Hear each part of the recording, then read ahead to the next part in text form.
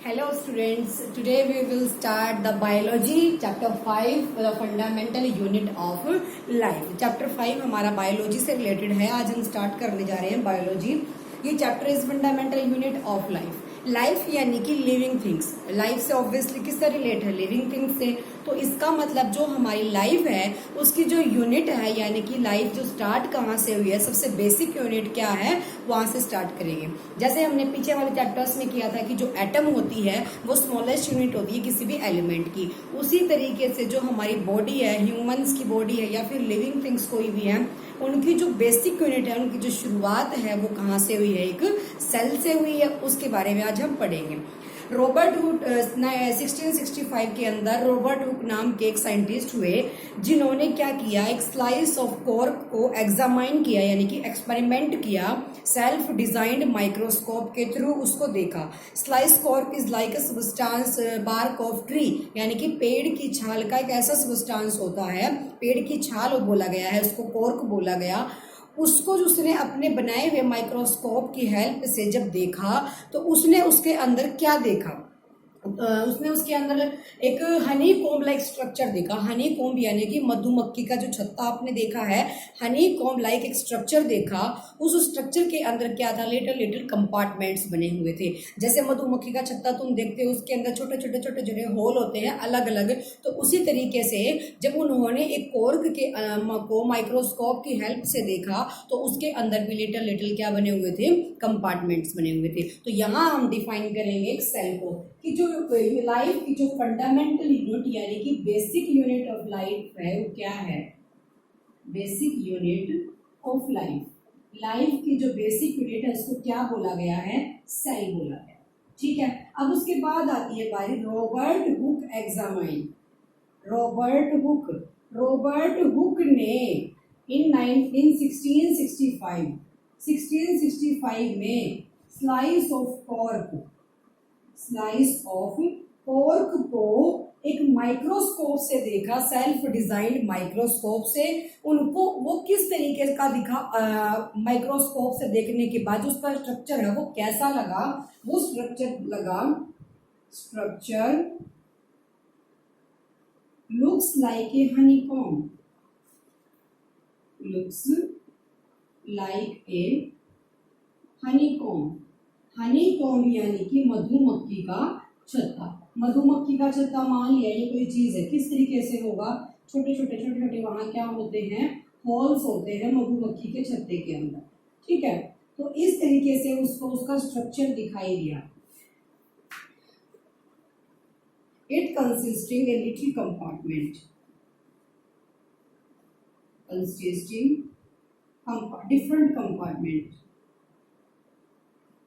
different compartment.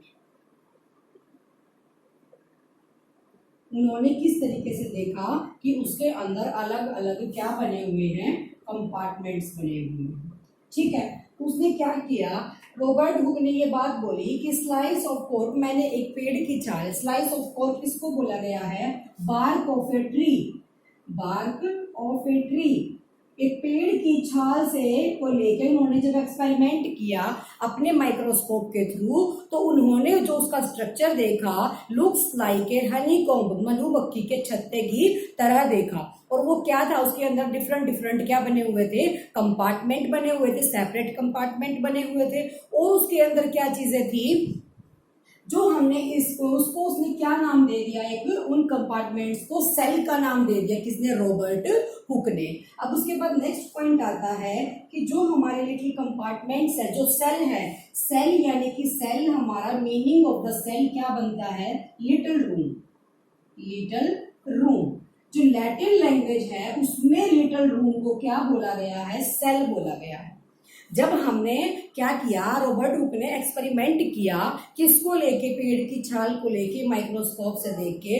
तो उनको observe किया. उनको क्या ऑब्जर्व हुआ कि उसके अंदर से जब हमने उसको देखा वो एक मधुमक्खी के छत्ते की तरह दिखाई दे रहा था जिसके पास सेपरेट कंपार्टमेंट्स थे.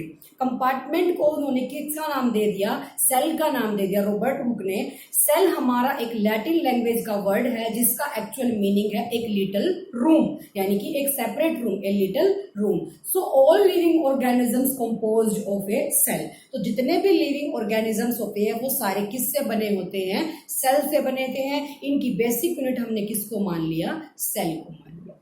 अंडरस्टूड. तो यहाँ तुम लिख सकते हो all living organisms composed of a cell. जितने भी लिविंग ऑर्गेनिजम्स होते हैं वो सारे सेल से बने होते हैं. It is a basic unit of life. हमारी लाइफ की जो बेसिक यूनिट है, जो स्टार्टिंग है, वो किस पे डिपेंड करती है? सेल पे डिपेंड करती है. डिफरेंट डिफरेंट सेल्स, जितने भी डिफरेंट डिफरेंट सेल्स होंगे वो सारे अपना अपना फंक्शन खुद करेंगे. ठीक है. अब उसके बाद उन्होंने एक एक्सपेरिमेंट और किया ऑनियन के ऊपर. ऑनियन के ऊपर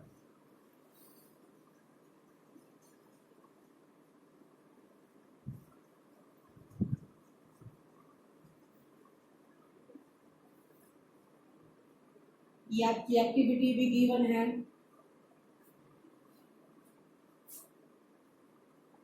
या प्लांट पी.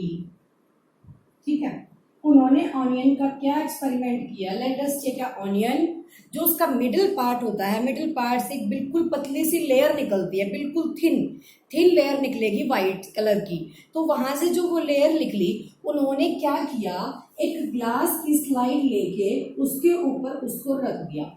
इसके ऊपर एक वॉच ग्लास रख के उसको जब इसने माइक्रोस्कोप की हेल्प से देखा तो उसको क्या मिला? जो उसका स्ट्रक्चर है वो किस तरीके से मिला? स्ट्रक्चर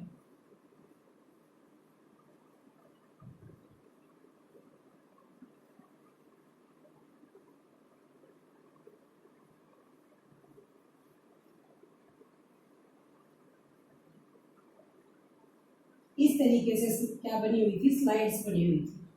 ऑनियन का जो मिडल पार्ट उसने लिया, सबसे पतले वाला थिन पार्ट, उसको एक ग्लास की स्लाइड पे रखा. उसके ऊपर उन्होंने वाटर के ड्रॉप्स डाले और उसके अंदर कोशिश करना है कि एयर के बबल्स ना बन जाए. ठीक है. उसके ऊपर एक वॉच ग्लास रखे. इन्होंने इसको माइक्रोस्कोप की हेल्प से जब देखा तो उनको क्या मिला? माइक्रोस्कोप की मदद से देखा तो उनको इस तरीके का स्ट्रक्चर मिलता है. ठीक है. अब उस स्ट्रक्चर के अंदर जितने भी ये ब्लैक ब्लैक डॉट्स होते हैं इनको क्या बोला गया है? न्यूक्लियस बोला गया. एक सेल का स्ट्रक्चर दिखा तो इन ब्लैक डॉट्स को क्या बोला गया? न्यूक्लियस बोला गया. तो इसको इन्होंने किसका नाम दे दिया? रॉबर्ट हुक ने सेल का नाम दे दिया. जितने भी ब्लैक डॉट्स हैं उनको न्यूक्लियस बोला गया. ठीक है. और जितना भी ये पोर्शन जो खाली है, मान लिया ये ब्लैक ब्लैक पोर्शन है बड़े वाला, इसको बोला गया है साइटोप्लाज्म. साइटोप्लाज्म. साइटोप्लाज्म का मतलब क्या होगा? जितना भी ये फ्री स्पेस हमें शो हो रहा है इसके अंदर एक लिक्विड यानी कि जेली लाइक एक लिक्विड फिल होगा, उसको बोला गया है साइटोप्लाज्म. अगेन देख लो, एक ऑनियन का जो थिन सबसे लेयर अंदर वाली होती है उसको उन्होंने माइक्रोस्कोप की हेल्प से जब देखा तो इस तरीके का उसमें स्ट्रक्चर शो हुआ. अब इसके अंदर क्या है? इसको सेल का नाम दे दिया गया, जिसके पास एक तो न्यूक्लियस होता है और जितना भी इसके अंदर खाली पोर्शन आपको शो हो रहा है उसमें एक जेली यानी कि जेली टाइप का लिक्विड फिल होता है जिसको साइटोप्लाज्म बोला गया. अंडरस्टूड. ये उन्होंने ऑब्जर्व किया ऑनियन के एक्सपेरिमेंट के अंदर. ठीक है. तो इसका मतलब जब आप प्लांट का कोई लीव्स पत्ता लोगे, प्लांट पील भी देखोगे तो उसका भी स्ट्रक्चर इसी तरीके से शो होगा. अंडरस्टूड. अब नेक्स्ट बारी आती है वेरियस टाइप्स ऑफ. अब जैसे ह्यूमन बॉडी है, ह्यूमन बॉडी के पास कितने टाइप के सेल होते हैं? ह्यूमन बॉडी है ऑब्वियसली कैसी है? मल्टी सेलुलर, यानी कि बहुत सारे सेल्स होते हैं किसके अंदर? ह्यूमन बॉडी के अंदर. अब उससे पहले एक और तुम देख सकते हो चीज कि टाइप्स ऑफ, पहले ये पढ़ लो, types of cells. Types of cells या फिर टाइप्स ऑफ ऑर्गेनिजम्स कर लो. ऑर्गेनिजम्स. अब फर्स्ट हमारा इसके अंदर आता है यूनिसेलुलर ऑर्गेनिजम्स. यूनि का मतलब क्या है? सिंगल. सेलुलर मतलब cell. It consist a single cell. जिस भी बॉडी के अंदर सिंगल सेल कंसिस्ट करते हैं, जो ऑर्गेनिज्म कंसिस्ट करते हैं सिर्फ single cell, it is called unicellular organisms. तो यहां तुम लिख सकते हो it consist a single cell. It consist a single cell called unicellular organisms, called unicellular organisms. ठीक है, उसके बाद इसके एग्जांपल्स देख लो। अमीबा, अमीबा का क्या स्ट्रक्चर होगा, इस तरीके का, तो इसके अंदर जो सेल होगा वो सिर्फ सिंगल सेल होगा, अमीबा एंड पैरामीशियम, पैरामीशियम, तो ये क्या होंगे, सिंगल सेल स्ट्रक्चर्स होंगे। सेकंड हमारा इसके अंदर आता है मल्टी सेलुलर ऑर्गेनिजम्स। मल्टी यानी कि मैनी, मल्टी सेलुलर, मल्टी का मतलब क्या, दो या फिर उससे ज्यादा, तो यहां लिख दो इट कंसिस्ट टू और मोर सेल्स। क्या करते हैं, दो या फिर उससे ज्यादा सेल कंसिस्ट करते हैं, जिनको बोला गया है मल्टी सेलुलर ऑर्गेनिजम्स। अगर ये अच्छे से आप इनकी डेफिनेशन रीड कर लोगे तो चैप्टर रीड करने की जरूरत नहीं पड़ेगी, इन्हीं को समझ के आप अपने एक्सरसाइज के क्वेश्चन सोल्व कर सकते हो। क्वेश्चन है, फर्स्ट क्वेश्चन ही बुक में गिवन है कि जो बेसिक यूनिट है लाइफ की उसको क्या बोला गया, तो सिंपल सा आंसर उसको क्या बोला गया, सेल बोला गया। ठीक है, तो यूनिसेलुलर हमारे क्या होंगे, जो सिंगल सेल कंसिस्ट करेंगे unicellular, like amoeba and paramecium, उनके पास सिंगल सेल स्ट्रक्चर होते हैं। सेकंड है multi cellular, it consist to और मोर सेल्स, जिसके पास दो या फिर उससे ज्यादा सेल्स होंगे, called multicellular cell organisms. Example है हमारा प्लांट हो गए, ट्रीज हो गए, या फिर ह्यूमन बींग्स हो गए। एग्जाम्पल लिख सकते हो तुम, ह्यूमंस, एनिमल्स या ट्रीज, एनिमल्स या फिर ट्रीज लिख सकते हैं। ठीक है, ये किसके बारे में हुआ, क्या हमारे टाइप्स होते हैं ऑर्गेनिजम्स के। देखो कोई भी जो ऑर्गेनिज्म है वो कहाँ से स्टार्ट हुआ है, सेल से स्टार्ट हुआ। अब सेल भी कितने टाइप के, टू टाइप के, या तो सिंगल जिसके अंदर कोई भी सेल है, सिंगल सेल होते हैं जो अमीबा एंड पैरामीशियम, और मल्टी होते हैं जिनके पास एक से ज्यादा सेल होते हैं। अब ह्यूमन बॉडी के अंदर डिफरेंट डिफरेंट टाइप्स के सेल होते हैं। अब वो देख लो, various types of cell in the human body.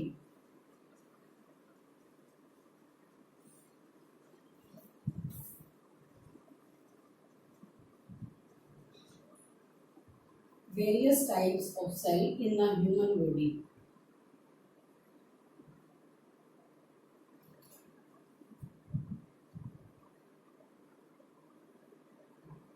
In the human body. Human body के अंदर कौन से होंगे, फर्स्ट हम लिख लेते हैं यहाँ पे बोन सेल, हड्डी जहां होती है। ठीक है, सेकंड लिख लो फैट सेल, बहुत वेरियस टाइप्स होते हैं। थर्ड लिखो ओव्यूम, जो फीमेल का रिप्रोडक्टिव पार्ट होता है। फोर्थ लिख लो स्पर्म्स, जो मेल का रिप्रोडक्टिव सिस्टम। एंड फिफ्थ लिख लो यहाँ पे न्यूरॉन्स। न्यूरॉन्स का काम क्या होगा, मैसेज सेंड करना एक पार्ट से दूसरे पार्ट तक। तो जितने भी ये सेल होंगे वो सारे ह्यूमन बॉडी से रिलेट करते हैं। अब बात आती है, जितने भी डिफरेंट डिफरेंट सेल्स होते हैं सबका अपना क्या है, फंक्शन होता है। अब वो फंक्शन किस तरीके से है, जैसे ब्लड को, हार्ट को पंप करता है ब्लड की, या फिर डाइजेशन स्टमक के अंदर होगा, कार्बन डाइऑक्साइड का एक्सेलेशन होना और ऑक्सीजन का इनहेलेशन होना, या फिर कोई भी प्रोसेस, जितनी भी प्रोसेस होंगी वो सारे सेल से अपना अपना डिफरेंट डिफरेंट काम करेंगे। ठीक है, अब है बारी what is made up of cell. Cell जो है वो किससे मिलके बना है,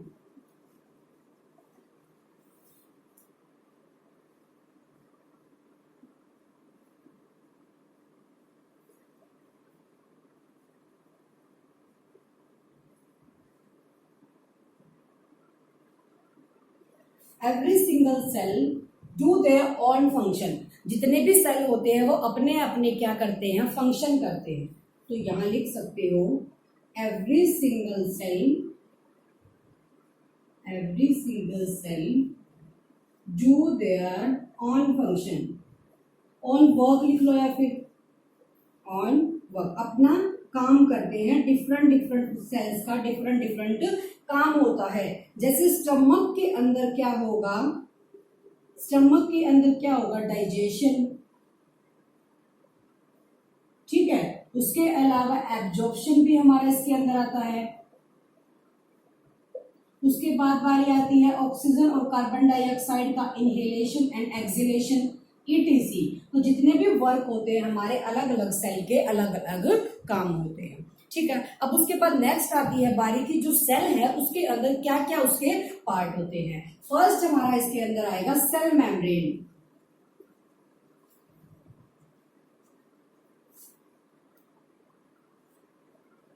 सेल मेम्ब्रेन या फिर इसको बोला गया है plasma membrane. Plasma membrane. Third हमारा आता है न्यूक्लियस, जिसके बारे में आपने शुरू में भी पढ़ा था कि वो डॉट्स लाइक होते हैं। थर्ड हमारा आएगा इसके अंदर cytoplasm.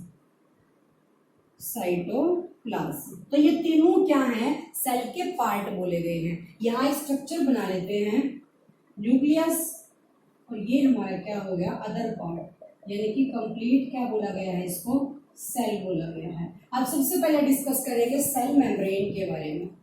What is cell membrane? Cell membrane is the outermost part which contains from external environment.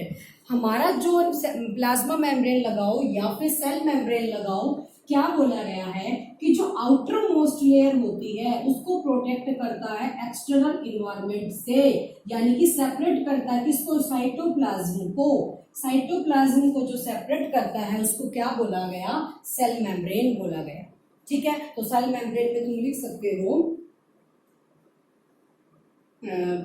Cell membrane it is outermost layer, outermost covering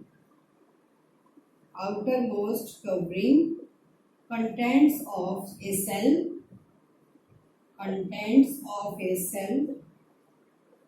in the external environment या from the external environment, ठीक है। Second हमारा इसके अंदर क्या आएगा, it is made by proteins and lipids. किससे मिलके बना होगा, proteins and lipids. It is made by proteins and lipids ये भी एक लिक्विड टाइप होगा। थर्ड हमारा आएगा it is the region of किस चीज का, मूवमेंट ऑफ मटेरियल्स। जितने भी मटेरियल्स बॉडी के अंदर उनकी मूवमेंट का रीजन क्या बनेगा, सेल मेम्ब्रेन बनेगा। तो यहाँ लिख सकते हो तुम मूवमेंट ऑफ मटेरियल्स,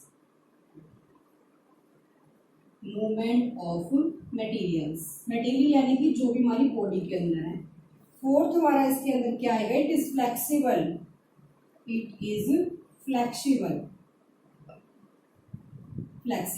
और इसके अंदर फिफ्थ जो इंपॉर्टेंट पॉइंट है वो क्या है कि जितने भी मटेरियल बॉडी के अंदर कंसिस्ट होते हैं उनको इन या आउट, यानी कि मूवमेंट, हाँ यानी कि बाहर, इन या आउट, अंदर से बाहर या बाहर से अंदर ले जाने का काम कौन करता है, सेल मेम्ब्रेन करना। It is permeable membrane. तो फिफ्थ हमारा पॉइंट क्या आ जाएगा, यहाँ लिख देती हूँ fifth point, it is permeable membrane. It is permeable membrane.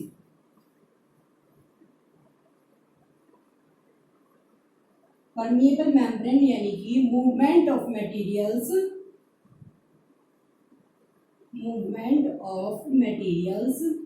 इन और आउट,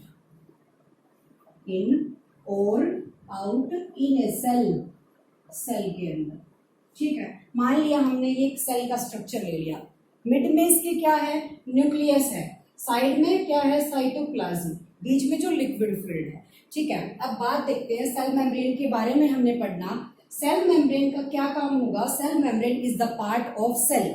हमने बोला पार्ट के जो सेल के जो डिफरेंट पार्ट्स हैं उनके बारे में देखना। सेल के डिफरेंट पार्ट्स, फर्स्ट क्या हो गया, सेल मेम्ब्रेन यानी कि जो झिल्ली होती है उसको बोला गया।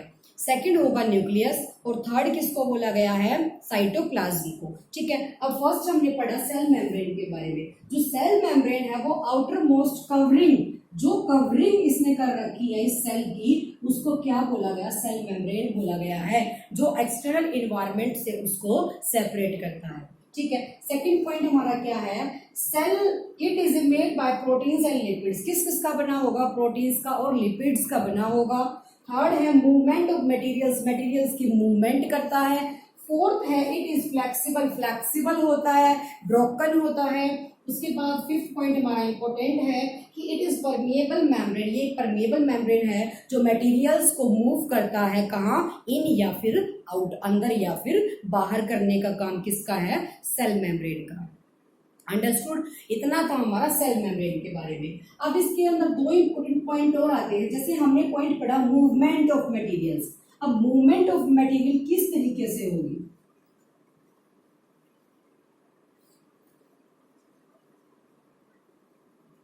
types of movement of materials,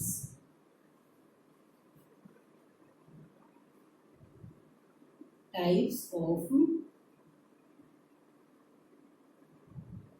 movement of materials। ठीक है, जैसे हमने बताया कि जो सेल मेम्ब्रेन है वो एक परमिएबल मेम्ब्रेन है जो मूवमेंट का काम करता है मटेरियल्स का। अब वो किस किस टाइप के होंगे, फर्स्ट हमने यहां पढ़ा है डिफ्यूजन, डिफ्यूजन। सेकंड हमारा आता है ओस्मोसिस, ओस्मोसिस है तो ऑब्वियसली वाटर से रिलेटेड है ओस्मोसिस। तो डिफ्यूजन का मतलब क्या होगा, व्हेन मूवमेंट, व्हेन सॉल्यूशन ले लिया, मान लिया हमने सॉल्ट और वाटर का ले लिया या फिर शुगर और वाटर का ले लिया, ठीक है, जो सॉल्यूशन होगा उसका movement high concentration to low concentration is called diffusion. तो क्या हो गया, वहां पे डिफ्यूजन हो गया। तो हमेशा जो मूवमेंट है वो कहाँ होगा, हाई कंसंट्रेशन से लो कंसंट्रेशन। मतलब मान लिया दो बंदे हैं या फिर कोई भी दो चीजें हैं, इसके पास कोई चीज मैक्सिमम है, इसके पास लेस है, तो यहां से हाई से लेके कोई भी चीज लो में जाएगी, ना कि लो वाली चीज हाई में आ जाएगी। तो high concentration to low concentration, ठीक है, इज कॉल्ड डिफ्यूजन। तो इसमें बोला गया movement of materials, movement of materials from high concentration to low concentration,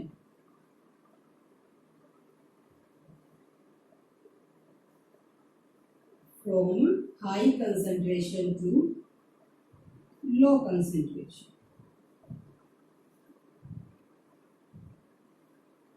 ठीक है, जो मूवमेंट होगी हाई कंसंट्रेशन से लो कंसंट्रेशन होगी always is called diffusion.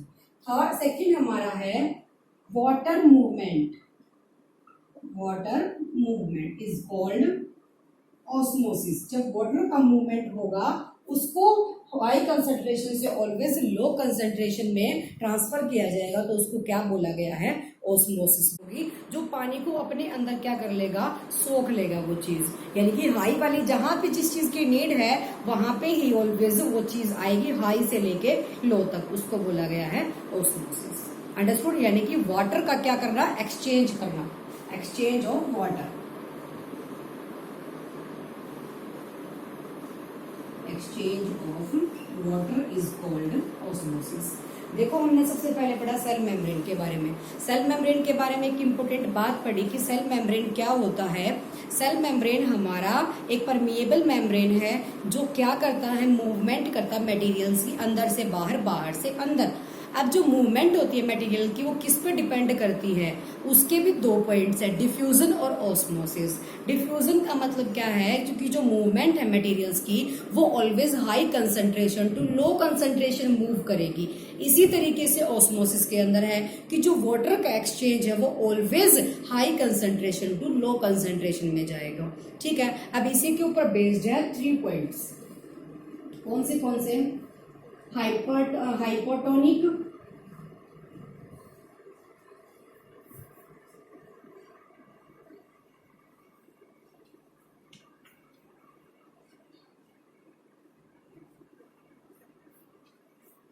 First हमारा है,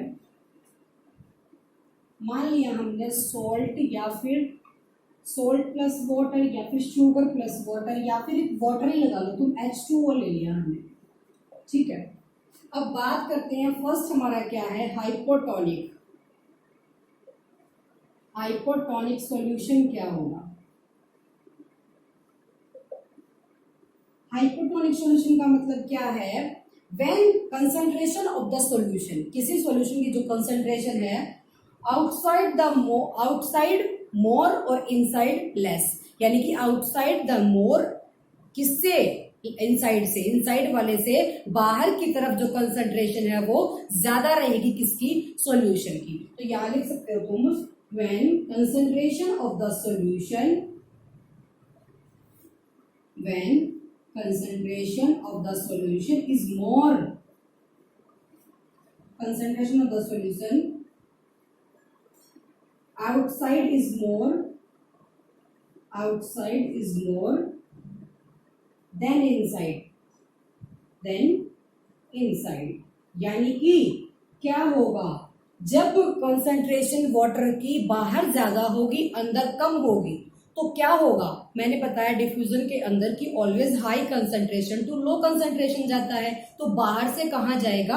अंदर जाएगा। मान लिया हमने ये लिक्विड ले लिया था, इसके अंदर H2O है और बाहर भी है, तो इसने ये बोला कि बाहर की तरफ जो कंसंट्रेशन है वो ज्यादा है वाटर की, तो वाटर ऑलवेज कहाँ जाएगा? आउटसाइड टू इनसाइड, क्योंकि बाहर की तरफ क्या ज्यादा है, तो बाहर कंसंट्रेशन हाई है, अंदर लो है, तो always high concentration to low concentration. ठीक है, समझ आया? हाइपोटोनिक सॉल्यूशन जब तुम्हें कोई बोलता है तो उसका मतलब क्या है? सेल से बाहर, सेल हमारा कोई गिवन है, मान लिया ये सेल गिवन है तुम्हें, सेल से बाहर, मान लिया ये सेल गिवन है, सेल में भी वाटर है, ठीक है, और बाहर भी वाटर है। जब सेल से बाहर यानी कि आउटसाइड हमारा जो कंसंट्रेशन है वो हाई है, वाटर का लेवल ज्यादा है, लेकिन इनसाइड वाटर का लेवल लो है बाहर वाले से, तो ऑलवेज जो मूवमेंट है वो high concentration to low concentration होती है, जिसको बोला गया हाइपोटोनिक सॉल्यूशन। जिस सॉल्यूशन के अंदर बाहर वाली कंसंट्रेशन ज्यादा है, अंदर वाली कम है, उसको बोला गया हाइपोटोनिक सॉल्यूशन। ठीक है, अब सेकंड बारी आती है आइसोटोनिक।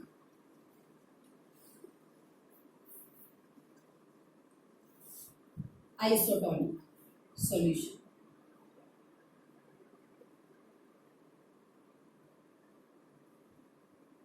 आइसोटोनिक सॉल्यूशन किसको बोला गया है?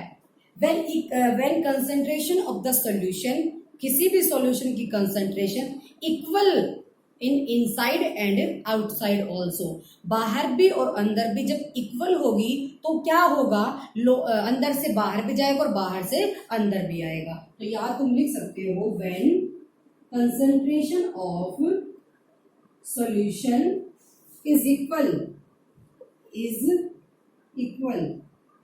आउटसाइड और इनसाइड, आउटसाइड और इनसाइड, यानी कि जो सॉल्यूशन आपके पास गिवन है ऑफ द सेल, मान लिया तुम्हारे पास कोई भी सेल गिवन है, इसके अंदर वाटर है, ठीक है, उसने बोला बाहर की तरफ भी, आउटसाइड भी और इनसाइड भी, दोनों तरफ इक्वल कंसंट्रेशन है किसी भी सॉल्यूशन की, तो मूवमेंट कहाँ होगी? जब दोनों तरफ इक्वल है, लेकिन हमने तो बताया था movement always high concentration to low concentration होती है, लेकिन इसकी मूवमेंट कहाँ होगी? जब हमारा सॉल्यूशन दोनों तरफ इक्वल है, तो movement always outside to inside भी होगी और इनसाइड टू आउटसाइड भी होगी, दोनों तरफ इक्वल अमाउंट में क्या होगा? मूवमेंट होगा। ठीक है, इसको बोला गया आइसोटोनिक। हाइपोटोनिक हमने पढ़ा, जब आउटसाइड ज्यादा है इनसाइड कम है, तो आउटसाइड से इनसाइड में मूव करेगा, यानी कि high concentration to low concentration. But isotonic में क्या पढ़ा है कि दोनों तरफ इक्वल है, सेल के अंदर भी इक्वल सॉल्यूशन है, सेल के बाहर भी इक्वल सॉल्यूशन है। जब दोनों तरफ इक्वल है तो आउटसाइड टू इनसाइड भी होगा, इनसाइड टू आउटसाइड भी। ठीक है, ये बात आती है। अब देखो, हाइपोटोनिक के अंदर हमने पढ़ा था कि बाहर से अंदर जाएगा, बाहर से जब अंदर जाता है तो वो क्या हो सकता है? जब अंदर इतना ज्यादा हो जाएगा तो वो स्वेल अप या फिर बर्स्ट, फट सकता है। लेकिन जब आइसोटोनिक का इक्वल अमाउंट रहेगा तो वहां पे इक्वल ही रहेगा। उसके बाद थर्ड आता है हाइपरटोनिक। कोई भी चीज अगर एक्सेस में अंदर जाएगी तो वो चीज फट सकती है, बर्स्ट हो सकती है। थर्ड होगा हाइपरटोनिक।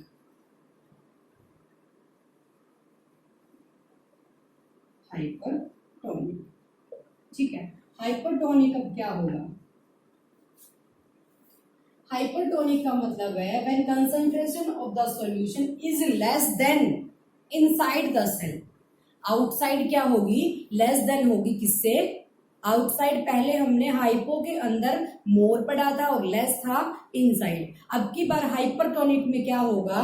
आउटसाइड तो हमारा लेस होगा और इनसाइड हमारा मोर होगा। तो यहां लिख दो, if concentration of the solution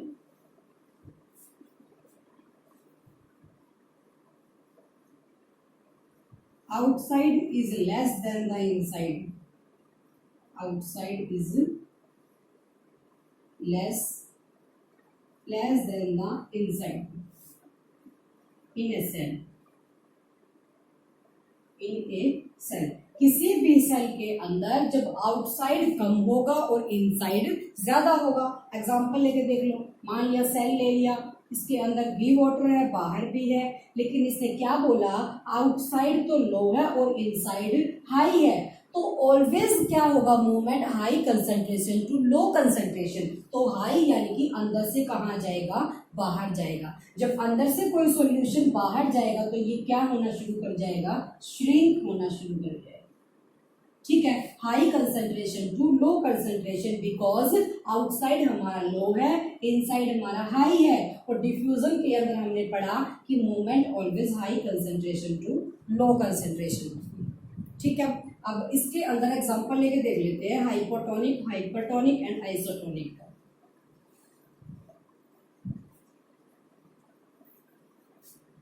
first देखते हैं, मान लिया हमने एक बीकर के अंदर सॉल्यूशन लिया,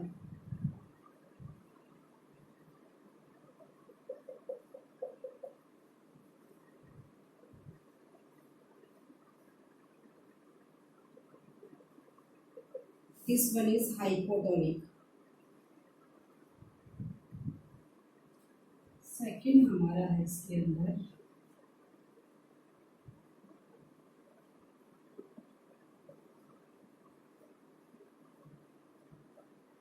आइसोटोनिक, थर्ड है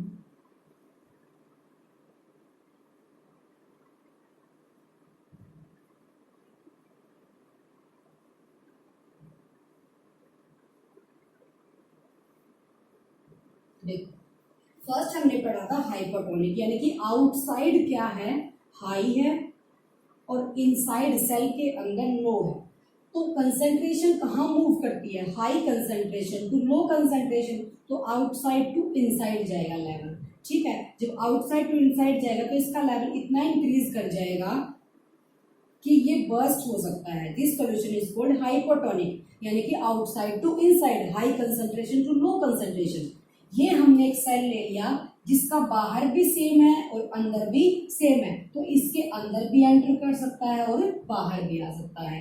इसके बाद हमने पढ़ा हाइपरटोनिक। हाइपरटोनिक के अंदर हमने क्या पढ़ा कि जो अमाउंट यानी कि कंसंट्रेशन है लेवल की सॉल्यूशन की, वो आउटसाइड तो क्या है? लो है और इनसाइड क्या है? हाई है। तो मूव कहाँ करेगा? हाई टू लो, यानी कि इनसाइड टू आउटसाइड हो जाएगा। लेकिन जब कोई चीज अंदर से खाली होके बाहर आ रही है तो उस वहां पे वो चीज क्या हो सकती है? श्रिंक हो सकती है। लेकिन जब तक इसका लेवल अंदर और बाहर इक्वल ना हो जाए ये तब तक मूव करेगा। तो फर्स्ट हमने पढ़ा हाइपोटोनिक, यानी कि आउटसाइड में ज्यादा कंसंट्रेशन, इनसाइड में कम, high concentration to low concentration. Isotonic equal amount of concentration solution की, और हाइपरटोनिक जब आउटसाइड लेस है किससे? इनसाइड वाले से। अंडरस्टूड? तो ये थी हमारी किसके बारे में? जो मूवमेंट ऑफ मटेरियल्स होता है किसी सेल के अंदर। हमने सेल मेम्ब्रेन के बारे में पढ़ा है जो परमेएबल था, जहां मूवमेंट होती है मटेरियल की। अब वो किस तरीके से होती है? High concentration to low concentration होगी, और वो किसको क्या नाम बोला गया उनको? Hypotonic, isotonic and hypertonic. Understood? अब उसके बाद एक इंपॉर्टेंट पॉइंट और आता है, cell wall.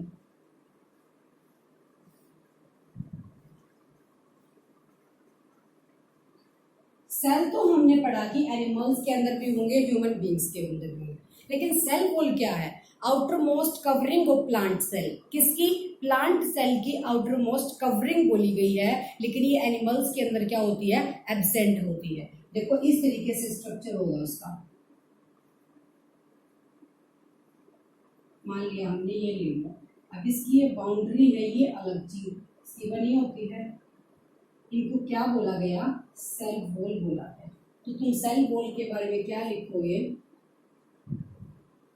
Outermost covering of plant cell. मान लिया ये प्लांट का सेल तुम्हें गिवन है, इसकी जितनी भी आउटर मोस्ट कवरिंग है इसको क्या बोला गया? Cell wall. Outermost covering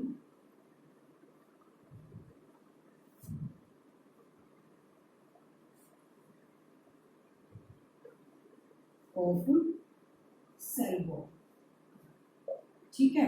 second, it is rigid, ये क्या है? सॉलिड होता है, रिजिड और porous. It is absent in animal, it is absent in animal. Animals के अंदर क्या होगा? एब्सेंट होगा, क्योंकि किसकी है? प्लांट्स की है, तो इसको क्या बोला गया? Absent in animals. उसके बाद cell wall of two cells joint with layer. जो सेल वॉल्स होती हैं ये एक लेयर के साथ ज्वाइंट होती है, जिसको क्या बोला गया? लैमेले बोला गया। तो सेल वॉल ज्वाइंट विद ए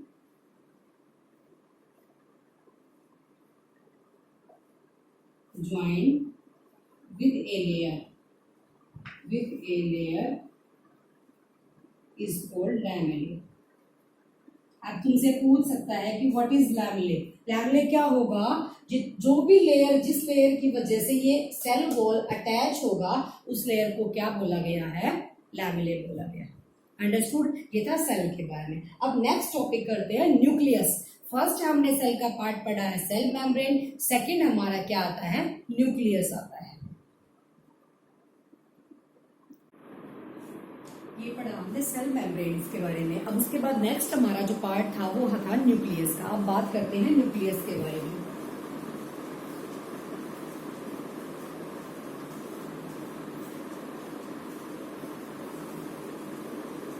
हमने सबसे पहले जब सेल्स के बारे में बात की थी तब हमने देखा था कि जो एनिमल सेल होते हैं और जो प्लांट सेल होते हैं दोनों में सेम टाइप का क्या होता है? एक न्यूक्लियस होता है। हमने स्ट्रक्चर ड्रॉ किया था वहां,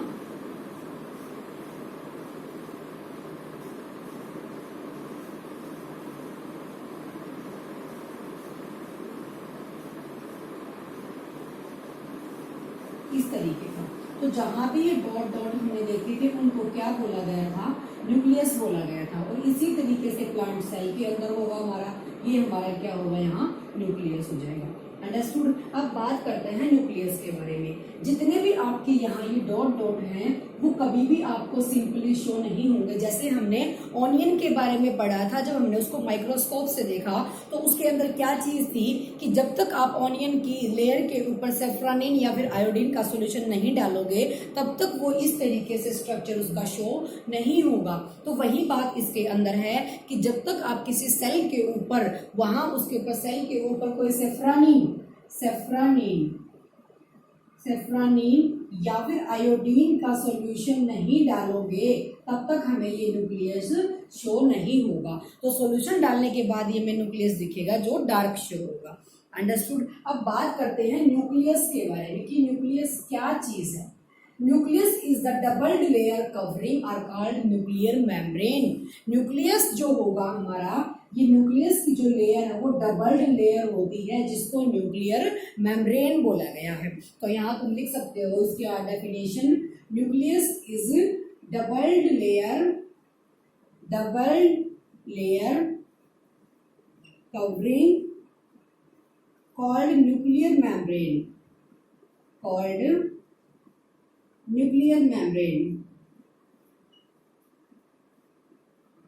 nuclear membrane.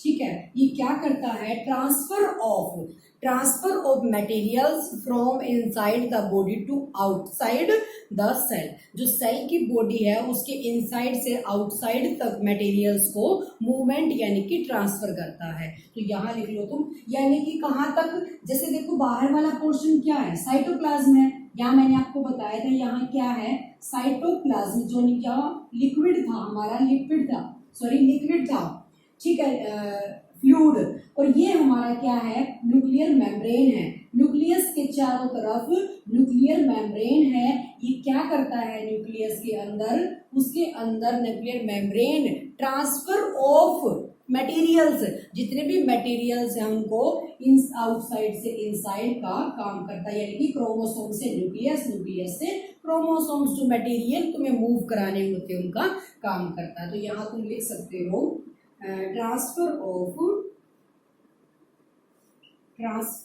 Materials from inside to outside, from inside to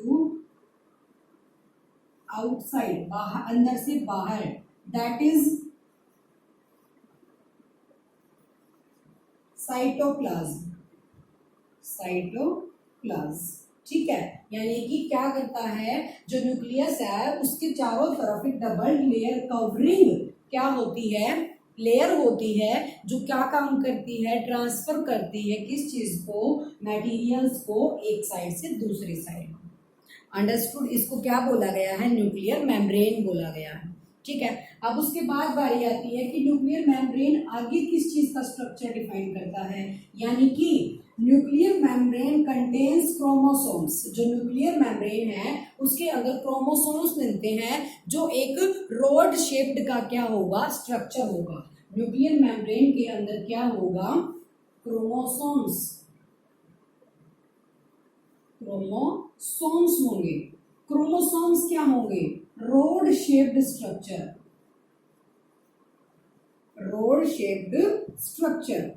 उसके अंदर क्या होगा, रोड की शेप का स्ट्रक्चर होगा। और क्रोमोसोम्स का काम क्या होगा, कंटेन द इंफॉर्मेशन या फिर inheritance, for inheritance from parents to next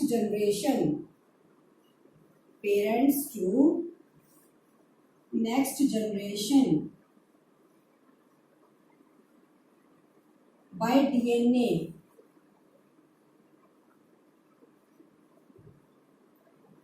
जो क्रोमोसोम्स होंगे वो किससे बने होंगे, composed of DNA and protein. Chromosomes contain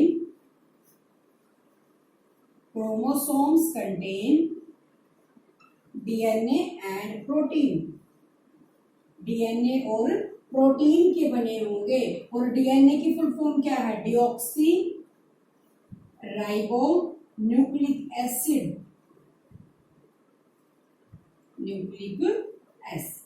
ठीक है। अब दोबारा देख लेते हैं। सबसे पहले हमने पढ़ा न्यूक्लियस यानी कि जब सेल के ऊपर तुमने आयोडीन सॉल्यूशन डाला या सेफ्रानिन सॉल्यूशन डाला तब हमें न्यूक्लियस शो होगा, ठीक है। एक डार्क सर्कल तुम्हें शो होगा, उसको न्यूक्लियस बोला गया। न्यूक्लियस हैज डबल्ड लेयर, क्या है, डबल लेयर कवरिंग स्ट्रक्चर है, जिसको बोला गया न्यूक्लियर मेम्ब्रेन। ये ट्रांसफर करता है मटेरियल्स को from cytoplasm to nucleus. Cytoplasm is the liquid जो हमारे इसके चारों तरफ है न्यूक्लियस के, ठीक है। तो उसने ये बोला न्यूक्लियस कंटेन्स क्रोमोसोम्स, न्यूक्लियस के अंदर क्रोमोसोम्स होंगे, रोड शेप्ड स्ट्रक्चर, जिनकी शेप कैसी होगी, रोड की शेप की होगी। उनका काम क्या है, इनहेरिटेंस, इंफॉर्मेशन कंटेन करके इनहेरिटेंस करना, यानी कि अनुवांशिकी, यानी कि एक जनरेशन से दूसरी जनरेशन तक भेजना। वो काम किसका है, क्रोमोसोम्स का है। यानी कि पेरेंट से नेक्स्ट जनरेशन में कोई भी इंफॉर्मेशन सेंड करना। अब वो किस तरीके से जाती, क्रोमोसोम्स बने किसके होते हैं, डीएनए के और प्रोटीन के। जैसे आप लोगों ने पढ़ा भी होगा, डीएनए रिपोर्ट जो होती है मैच करते हैं पेरेंट्स से या फिर मदर से या फादर से, डीएनए से पता चलता है कि ये इसकी क्या है, जनरेशन है या नहीं है। तो जो क्रोमोसोम्स होते हैं वो जब इंफॉर्मेशन सेंड करते हैं one generation to another generation, वो डीएनए से बने होते हैं, इसीलिए डीएनए टेस्ट कराया जाता है मैचिंग के लिए। ठीक है, तो डीएनए और प्रोटीन से बने होते हैं क्रोमोसोम्स जो न्यूक्लियस के अंदर मिलते हैं। ठीक है, यहाँ तक हो गया। अब उसके बाद बारी आती है कि जो डीएनए है उसकी फुल फॉर्म क्या है, डिऑक्सी राइबो न्यूक्लिक एसिड। अब डीएनए के अंदर भी क्या मिलता है, क्रोमैटिन मिलता है। डीएनए के अंदर भी क्या बनेगा, क्रोमैटिन, और ये क्रोमैटिन क्या होगा, thread like structure, thread like structure, thread like structure होगा किस चीज के अंदर, डीएनए के। अंडरस्टूड, इसको बोला गया है क्रोमैटिन। ठीक है, क्रोमैटिन यानी कि आगे जो है क्रोमैटिन का क्या काम आगे, यानी कि जनरेशन को क्या करना, एक सेल को डिवाइड करना या फिर नया सेल बनाना। ठीक है, तो क्रोमैटिन का क्या काम है, क्रोमैटिन डिवाइड द सेल और फॉर्म ए न्यू सेल, नया सेल बनाना, एक सेल को डिवाइड करना। यानी कि जो क्रोमैटिन है उसका क्या काम होता है, सेलुलर रिप्रोडक्शन के अंदर एक बड़ा ही इंपॉर्टेंट रोल है। सेलुलर रिप्रोडक्शन,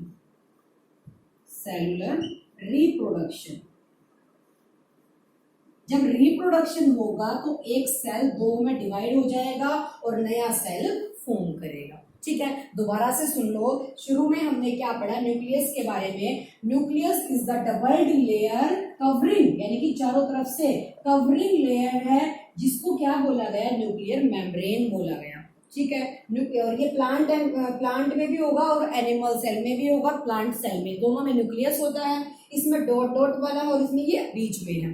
ठीक है, न्यूक्लियस क्या होगा, डबल्ड लेयर स्ट्रक्चर होगा जो कवर्ड है किससे, डबल्ड लेयर से, जिसको बोला गया है न्यूक्लियर मेम्ब्रेन। क्या करता है, transfer of materials from inside to outside, that is cytoplasm, यानी कि साइटोप्लाज्म से न्यूक्लियस, न्यूक्लियस से साइटोप्लाज्म तक जो मटेरियल्स मूव कराने होते हैं वो मूव कराता है। ठीक है, उसके बाद नेक्स्ट हमने पढ़ा न्यूक्लियस के अंदर क्रोमोसोम्स मिलते हैं जो क्या काम करते हैं, for inheritance information one generation to another generation, जो भी हमारे गुण होते हैं एक जनरेशन के वो दूसरी जनरेशन में ट्रांसफर करते हैं। और वो बना किससे है, क्रोमोसोम्स डीएनए से बना है और प्रोटीन से बना है। डीएनए के अंदर क्या मिलता है, क्रोमैटिन मिलता है। क्रोमैटिन एक रिप्रोडक्शन में इंपॉर्टेंट रोल प्ले करता है, जो एक सेल को दो सेल्स में डिवाइड करेगा या फिर क्या करेगा, एक सेल से नया सेल फॉर्म करेगा। अंडरस्टूड, ये फुल फॉर्म आ सकती है डीएनए की, deoxy ribo nucleic acid.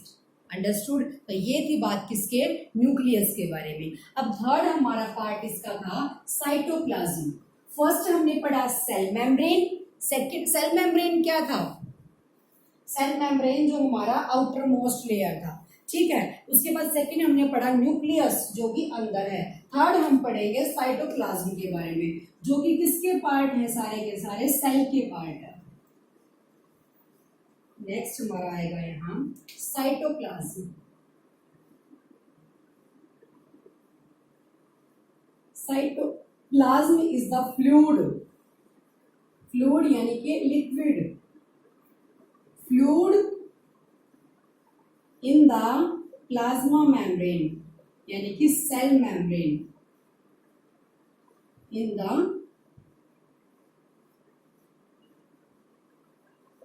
Plasma membrane. Plasma membrane के अंदर जो फ्लूइड है, जो लिक्विड है, उसको क्या बोला गया है, आर कॉल्ड साइटोप्लाज्म। ठीक है, अब एक पॉइंट और रह गया इसके अंदर, prokaryotic and eukaryotics. Prokaryotes and eukaryotes.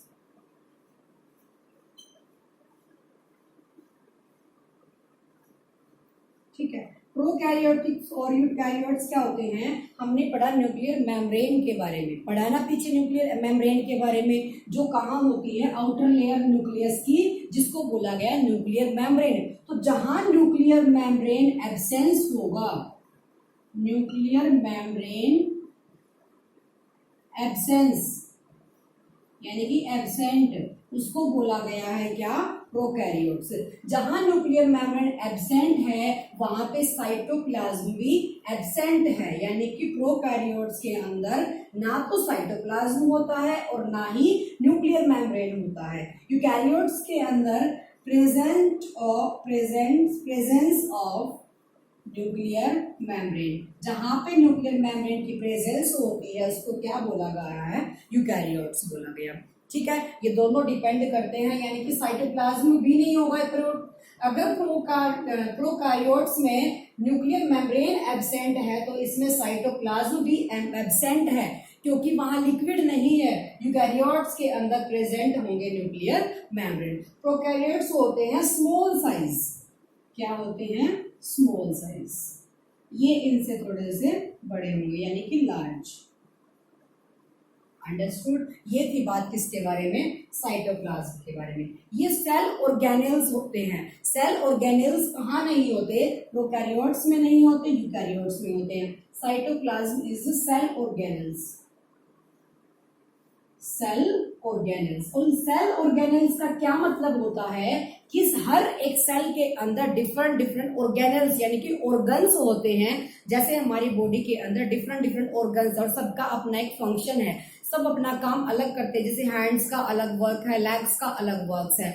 इसी तरीके से जो सेल ऑर्गेनेल्स होते हैं वो साइटोप्लाज्म के अंदर मिलते हैं, जिनका अपना अपना क्या होता है, फंक्शन होता है, वो अपना अपना फंक्शन करते हैं। ठीक है, cytoplasm is a liquid which is present in कहाँ, प्लाज्मा मेम्ब्रेन के अंदर। जो फर्स्ट पार्ट हमने प्लाज्मा मेम्ब्रेन पढ़ा था, आउटर मोस्ट लेयर के बारे में। ठीक है, इसके अंदर मिलते हैं। अब यूकैरियोटिक प्रोकैरियोट्स क्या होंगे, जहां पे क्या होगा, साइटोप्लाज्म एब्सेंट होगा और न्यूक्लियर मेम्ब्रेन या फिर सेल ऑर्गेनेल्स भी क्या होंगे, एब्सेंट होंगे। और यूकैरियोट्स के अंदर प्रेजेंस ऑफ न्यूक्लियर मेम्ब्रेन और presence of cell organelle. What is cell organelles, cell organelles हमारे फंक्शंस होते हैं, डिफरेंट डिफरेंट ऑर्गन्स होते हैं सेल के अंदर जो अपना अपना काम करते हैं। अंडरस्टूड। अब पढ़ेंगे सेल ऑर्गेनेल्स के बारे में।